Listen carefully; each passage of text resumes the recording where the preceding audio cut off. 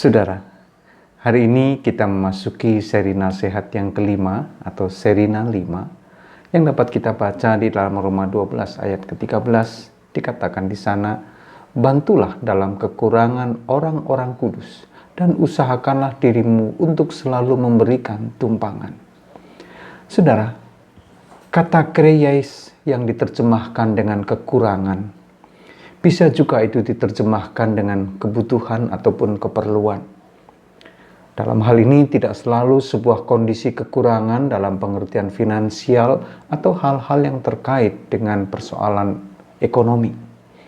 Kekurangan ataupun kebutuhan di sini memiliki cakupan pengertian yang sangat luas. Sedangkan kata koinonuntes yang diterjemahkan dengan bantulah dapat juga diterjemahkan dengan ambil bagian atau berperan serta ataupun ikut serta. Itu berarti gagasan yang terkandung di dalam nasihat ini adalah agar setiap orang percaya ikut berperan serta dan ambil bagian untuk memberikan dukungan kepada orang-orang kudus. Siapakah orang-orang kudus di sini? Orang-orang kudus yang diterjemahkan dari kata agion memiliki pengertian yang juga luas. Bisa orang-orang tertentu yang secara spiritual dia menjalankan tugas dan fungsi tertentu di dalam persekutuan umat Tuhan. Namun bisa juga dipahami sebagai umat Tuhan yang dikuduskan oleh Tuhan sendiri. Jadi bukan pada orang tertentu saja, tetapi setiap orang, setiap umat Tuhan secara umum. Nah, itu berarti saudara, pokok gagasan yang terkandung di dalam nasihat ini adalah agar setiap orang ikut ambil bagian di dalam mendukung kehidupan persekutuan orang percaya.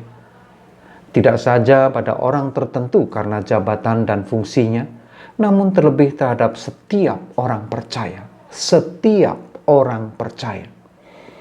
Mendukung di sini utamanya adalah mendukung di dalam membangun persekutuan yang sehat.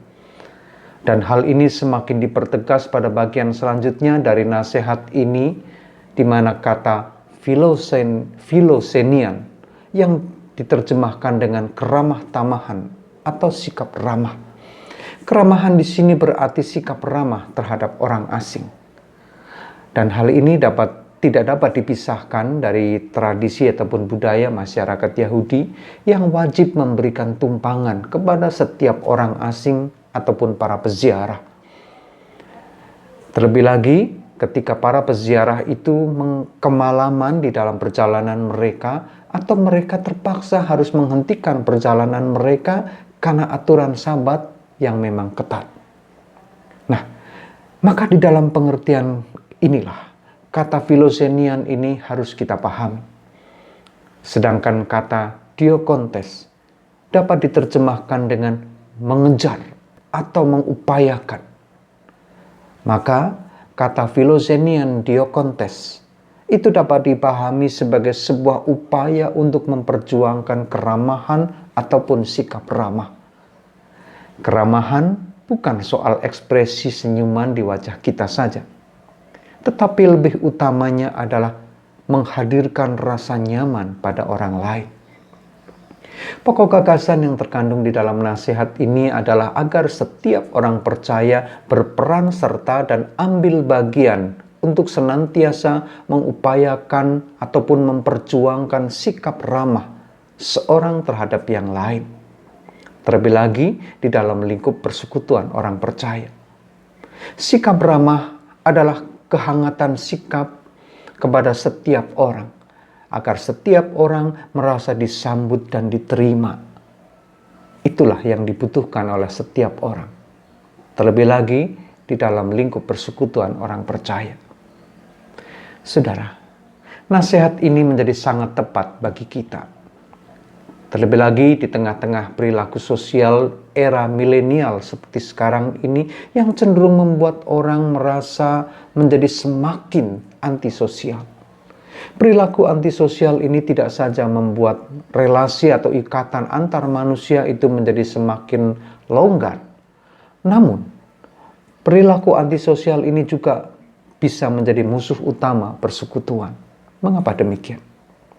Karena perilaku antisosial ini membuat orang satu sama lain bisa tidak berada dalam satu ikatan kebersamaan yang kuat, melainkan membuat satu sama lain bisa merasa asing dan tidak saling menerima. Disinilah letak berbahayanya perilaku antisosial. Di dalam kondisi yang demikian, nasihat ini menjadi sangat penting dan bahkan menentukan kualitas kehidupan persekutuan.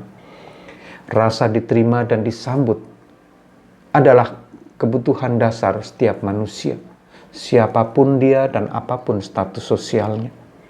Untuk itu, tugas utama setiap orang percaya di dalam persekutuan adalah agar memastikan dan membuat setiap orang di dalamnya merasa diterima dan disambut.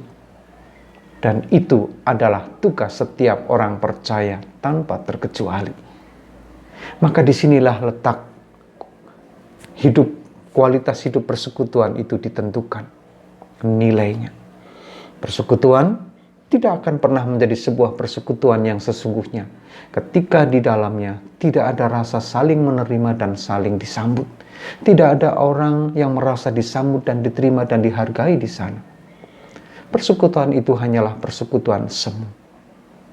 Persekutuan barulah menjadi persekutuan yang hidup dan sejati ketika di dalamnya setiap orang merasa diterima dan disambut dan dihargai. Selamat membangun persekutuan yang sejati.